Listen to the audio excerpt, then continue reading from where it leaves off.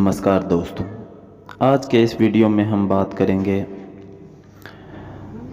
लंकापति रावण के छोटे भाई कुंभकर्ण का पुत्र भीम, जिसने कि देवलोक पर आक्रमण करके श्री हरि विष्णु, देवराज इंद्र और अन्य देवी देवताओं को भी देवलोक से बाहर निकाल दिया था। और भगवान शिव ने किस प्रकार से उसका संहार किया, इसी के बारे में जानेंगे। तो वीडियो में आगे बढ़ने से पहले अगर आप हमारे चैनल पर नए हैं तो चैनल को सब्सक्राइब करें और बेल आइकन दबाएं। प्राचीन काल में भीम नामक एक महाप्रतापी राक्षस था। वह कामरूप देश में अपनी मां के साथ रहता था। वह महाबली राक्षस राज रावण के छोटे भाई कुंभकर्ण का पुत्र था, लेकिन उसने अपने पिता को कभी देखा नहीं था।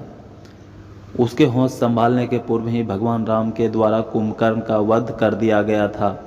जब वह युवावस्था को प्राप्त हुआ तब उसकी माता ने उसे सारी बातें बताई। भगवान विष्णु के अवतार श्री रामचंद्र जी द्वारा अपने पिता के वध की बात सुनकर वह महाबली राक्षस अत्यंत स्तनपत और क्रुद्ध हो उठा। वह निरंतर भगवान श्री हरि के वध का उपाय सोचने लगा। उसने अपने अभीष्ट की प्राप्ति के लिए 1000 वर्ष तक कठिन तपस्या की। उसकी तपस्या से प्रसन्न होकर ब्रह्मा जी ने उसे लोक विजयी होने का वर दे दिया। अब तो वह राक्षस ब्रह्मा जी के उस वर के प्रभाव से सारे प्राणियों को पीड़ित करने लगा। उसने देवलोक पर आक्रमण करके इंद्र आदि सारे देवताओं को वहां से बाहर निकाल दिया। पूरे देवलोक पर अब भीम का अधिकार हो गया था। इसके बाद उसने भगवान श्री हरि को भी युद्ध में परास्त कर दिया।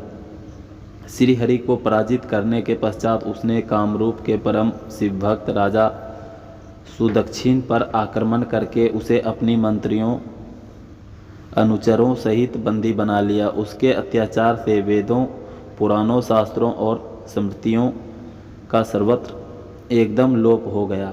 वह किसी को कोई धार्मिक कृत्य नहीं करने देता था। इस प्रकार यज्ञ, दान, तप, स्वाध्याय आदि के सारे काम एकदम रुक गए।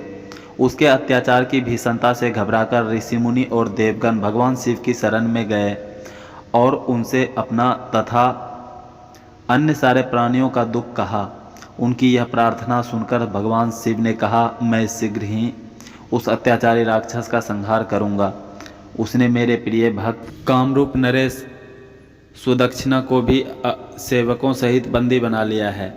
वह अत्याचारी असुर अब और अधिक जीवित रहने के लायक नहीं रह गया है। भगवान शिव से यह आश्वासन पाकर ऋषि मुनि और देवगण अपने अपने स्थान को वापस लौट गए।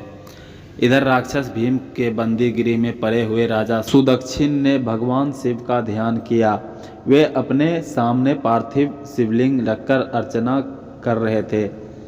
उन्हें ऐसा करते देख क्रोधमंद होकर राक्षस भीम ने अपनी तलवार से उस पार्थिव शिवलिंग पर प्रहार किया, किंतु उसकी तलवार का स्पर्श उस लिंग से नहीं हो पाया था।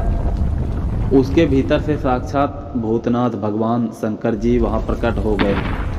उन्होंने अपनी हुंकार मात्र से उस राक्षस को वहीं जलाकर भस्म कर दिया।